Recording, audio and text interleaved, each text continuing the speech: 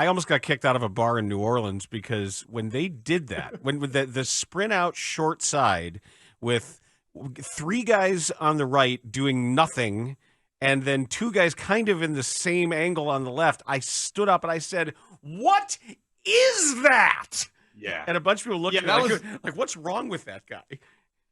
that was seriously the craziest play call. I'm there's not one that comes to. I mean, we thought speed option, right? We all got together. We said this speed option call down tight. This is as bad as it's gonna get, and we were in for something if we thought that was as bad as it's gonna get. The fact that you're an empty sprint out is like crazy, and then you're right, sprinting to the short side, two receivers. The whole thing was, and then we ran good old fashioned like smash from when Bill Walsh first invented it, right? Like it wasn't like dressed up. It was, hey, here's a hitch, here's a corner. And yeah, it was nutty. So yeah, the thing that's hard is being in the coaching world, you know a lot of these guys. I don't know Shane, but it does suck when people get fired, right? Like it's sometimes you get disconnected from the whole like, hey, it's someone's life. But simultaneously, it was just so bad that it's what has to happen, right? There's no way to avoid it. That he had to go, and you hope it gets better. But it's just kind of wait and see. We'll see what happens Sunday. Tim, I'm very hopeful for Sunday. I'm very excited to see what happens Sunday. I want to know the changes and everything else. But realistically, from what you've seen to the change that's been made with Thomas Brown now calling out the calling out the plays, what can change in this short period of time? What's actionable right now in week one of the Thomas Brown calling play era? Yeah, week one, I think you've got three actionables, right? You can integrate more boot, which I think just we've seen that decrease, right? If you think about one of the bigger plays that we had on Sunday, it's using Rome, what we call a slider, where he starts on one side of the formation, he's behind the line of scrimmage, gets all the way to the other where we're booting to. And it was wide open. You flipped it to him and he gained 15 yards. Like, to me, utilizing more boot, I would love us to dress up our boot. Like, I'd like to pull a guard as we're booting. So pull a guard towards the run fake and then boot opposite, right? Those are the kind of things I'd like to see. I think you get more commitment.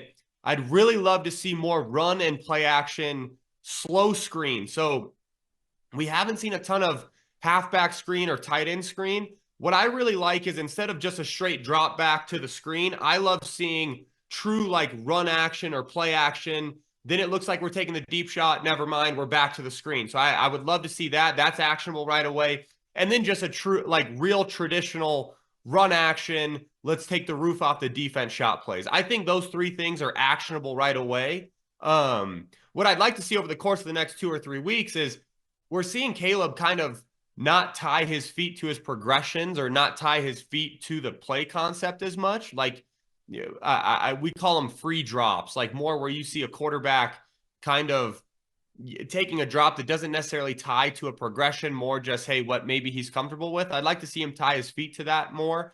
And then obviously I'd like to see some more hot and side adjustments. Like, I think we're getting teed off on too much when teams are in cover 0 or cover 1 and they're heating us up. And it's not necessarily, we're losing one-on-one line matchups. There's no doubt in my mind that that's an issue. But we also have a lot of times where it's like, structurally, we're not set up to protect this certain blitz look. But, you have DJ Moore or Keenan Allen, and they're not breaking off hot. So you have to imagine those guys understand protections at this point in their career. So it's not necessarily a Caleb thing or a receiver thing. It's more just, hey, how are we structured to have answers for protections? So those are the two things that I'd like to see long-term get corrected that I think you can correct over the course of 2 or 3 weeks. But the idea that that'll be fixed by Sunday, probably not. But those other three we definitely could have ready for Sunday. I know that we get into the absolutely fabulous details of the scheme with you, and I am here for all of it. But there's one thing that I think I've seen the last 3 weeks that I would like to bounce off of you. I talked to Marshall and Dan about it. Is just the simple fact that Caleb Williams looks really afraid to throw a possible pick. And that was something that I picked up on last year. Previous quarterback, but knowing how much his team prioritizes turnovers, how much are you seeing that in the individual reads he's making and just overall in the game? Yeah, I mean, becoming gun shy as a quarterback is like definitely something that can happen to you. And I think it tends to happen with defensive minded head coaches. And again, that's not a knock on all defensive minded head coaches, because I think you look at a young guy like CJ Stroud and he's excelled, right, with a defensive minded head coach, obviously. And yeah, I would tell you that I think his feet, when you see some of those, like that one that he threw to DJ that was just, DJ's wide open on the speed out and he kind of dirts it on third down. That was one that you sit there and you go, man, his feet at the top of his drop looked so uncertain, and it looked like he's, we call it a glitch, right? It looks like he glitched out for a second, where instead of just turning it free, it's like he's a little hesitant. But yeah, when you start talking to young quarterbacks about, prioritizing inning drives with a kick, prioritizing all this stuff that is no doubt in my mind complementary football, but man, it takes a lot of aggression out of you. It's tough. You really need to lean into, hey, we're going to hunt with the football and be aggressive with the football. That's a mentality when you're under center. That's not something that's like really easy to correct, especially if from the top you're getting the messaging of, hey, we can win if you don't mess this up for us. The only people that really come to mind that have become great, like true great quarterbacks in a situation like that, is Brady, right? Like Brady, his whole career was, hey, play complementary football. Shoot, it wasn't until like year 8 it felt like that he was really being aggressive and hunting. And I don't think we have Belichick in Chicago, so that's a whole different conversation of, yeah, be complementary football if you really have maybe one of one from a defensive mind standpoint. We don't have that. So Eberflus says that all the time. Yeah, he says the phrase complementary football all the time, multiple times in yesterday's discussion. Yeah, I'm not gonna lie. I've never really listened to his press conference. Yesterday I listened to it because I'm like, oh, I wonder what he's gonna say. I don't know how you guys do it. Like anyone who sits in that room and listens to him talk, I don't know how they do it, because I would just be like, what are you, and he said, there's been times on film where we've played complementary football. I'm like, dog, this is awful. The locker room, yeah, I don't know how he's surviving, to be honest with you, because I've been around enough NFL guys. You guys know, young guys in general tend to say whatever the hell's on their mind. Young guys with some dough really tend to tell you what they think. I don't know how he's surviving the locker room right now. He's probably not, right? Which by is why a thread, Tim. By a thread. Yeah, I don't think he is. Yeah, by a thread. And I'm glad that you listened to the Matt Eberflus press conference so that you can understand exactly what we bring to you and why we bring it to you in the manner that we do, because that's who we've listened to the day before we talk to you. Communication matters. And what you hear is the same style of speech that they hear every day.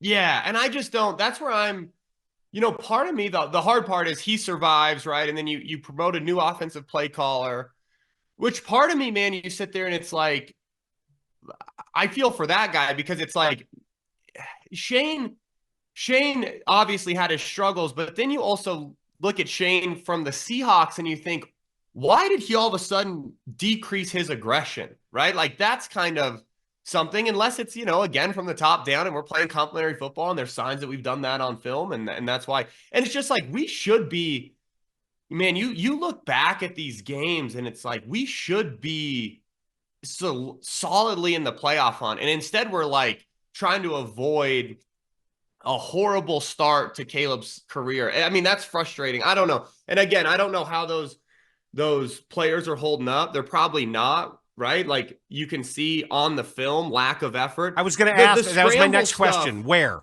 do you see lack of effort? Yeah, you see it I think you see it where it's like, hey, our right guard's blocking air instead of really working to a double team, or, hey, we're in scramble drill and you've got a guy like DJ Moore who will literally stand upright as a safety's screaming downhill and he's getting held up by a corner. He knows he's going to get killed and he's still upright and he's quitting on scramble drill. Like that's not, I'm not going to act like, hey, you're off the hook because you still make money. It's still your job. But part of me starts to understand it a little bit when you hear a guy get up there and talk on the podium, because you guys know how it is. There's certain guys that right when the clock hits 5 o'clock, if that's my boss, I'm leaving too. Like, hey, we got no shot.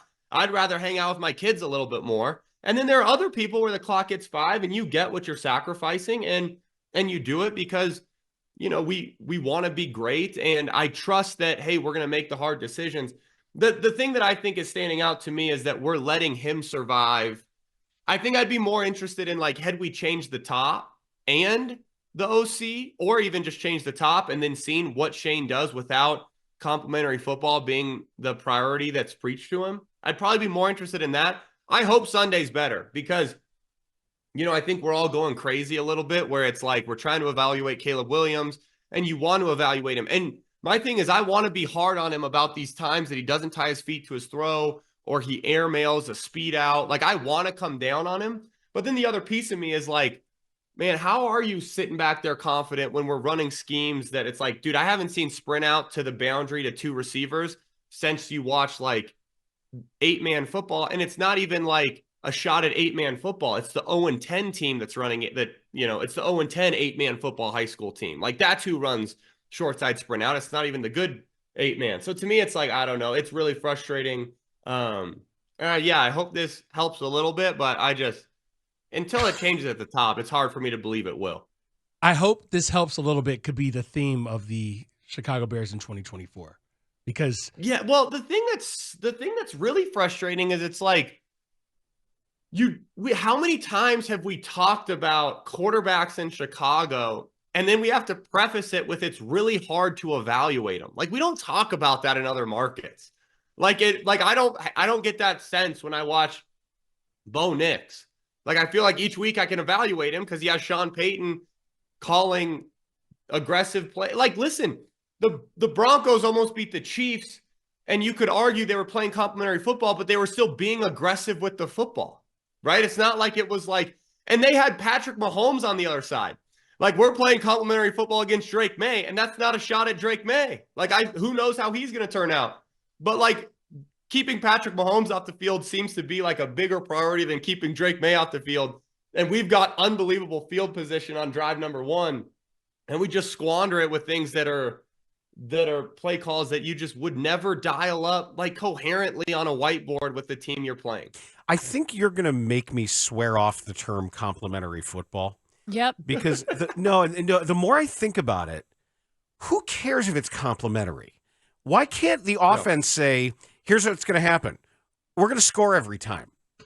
And we're going to we're going to get a touchdown every single time we have the ball. And we're going to run the ball down your throat. Yeah, however it is. And then the defense says, okay, cool. Well, you know what we're going to do? We're going to stop the other team every time. And I don't care if they talk to each other. I don't care if they're even in the same damn locker room or on the same bus. If they both do their jobs, they'll complement each other on the scoreboard. Yeah, the complimentary football thing really is weird. And it's a term. It's funny because you see guys like Nick Saban evolve through their career, right? Like, Alabama was kind of that last team in the SEC to really, hey, we're going to go full spread and air it out. And you hear Saban talk and he says, listen, we got to the point that we realized we're going to give up more points because we're going to be out on the field more. But this is the way we have to do it to win football games. I think this idea of complimentary football, I think is like, no, I don't think it's applicable anymore if I'm going to be super honest. And then I also think to myself, like, okay, so it's not complimentary football. If we were to be a team that's driven by shot plays, so you're telling me Caleb Williams gets the ball to start the Patriot game.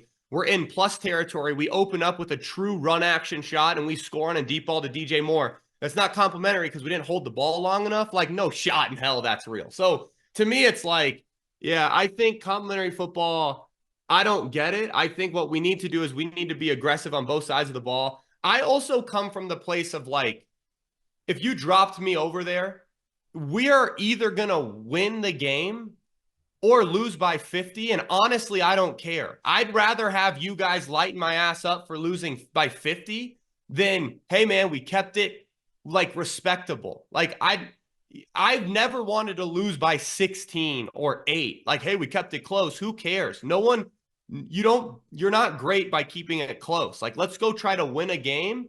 And then if we get our butts kicked, we get our butts kicked. But at least I can say, hey, we actually tried to win this game versus keep it close. There were just some confusing aspects to it, too, where I don't know I mentioned this earlier. I don't know who is in charge on the plays that you're seeing, whether it's Caleb Williams audibling down to a few seconds left on the clock, which I think you can speak to, or the fact that I know you saw there were a couple of design plays where DeAndre Swift is in motion. He's in motion. People are keying out on him pre-snap. He still gets out to move the chains type of yardage where his route goes, and he's open both times. Quarterback doesn't see him.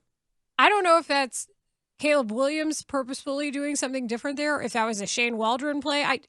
There were obvious disconnects where you're saying to yourself, whose call was this?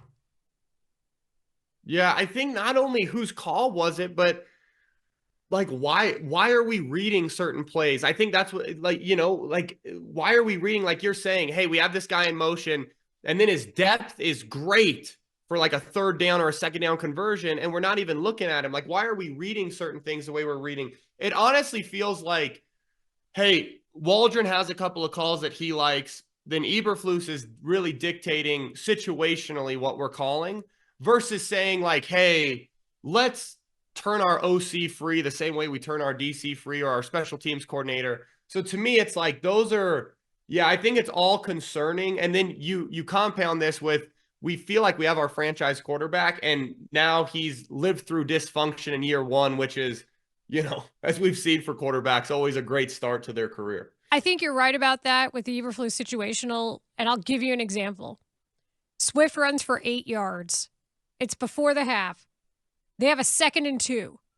And instead of taking a shot, which is what I think you typically want to do on 2nd and short, they decide to run the ball again. And yes, it had some offensive rhythm, but the drive ends up tying the game at 3. But that's a perfect drive where they could have taken a shot there on 2nd and short. And I ask why that didn't occur. Yeah, not only why, but why not utilize some of the personnel we have? So if you think about just the fundamentals of what you talked about, right? Hey, a great first down run, what does that usually set you up for? Everybody, right? 2nd and short. What's a great way to do it? Hey, let's get heavy.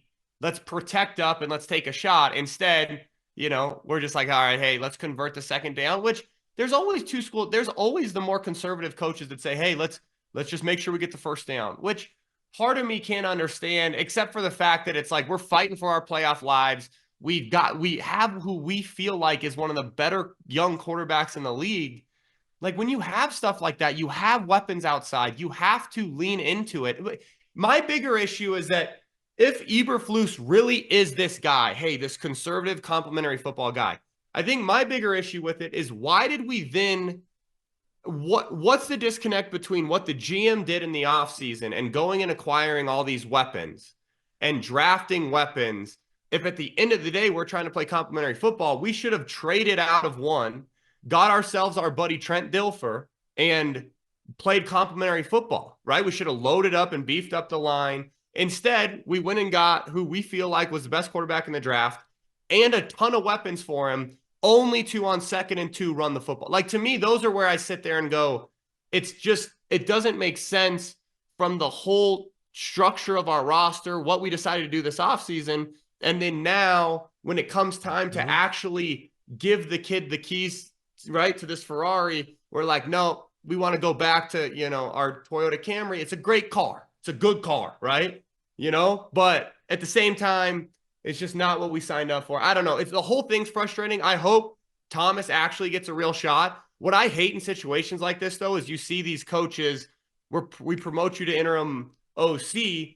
People aren't going to give him, a lot of grace when all of a sudden, if this gets downhill, this is what he's going to also be remembered as, right? It goes on his resume. Oh, well, look what you were calling. And I hate how we sometimes set coaches up to where it's like his whole career basically is on the line, and I've got to play complementary football. I hope for his sake, he just calls whatever the hell he wants to call and doesn't really take a lot of input on that headset, because he also will go down as this was partly what he did with his career.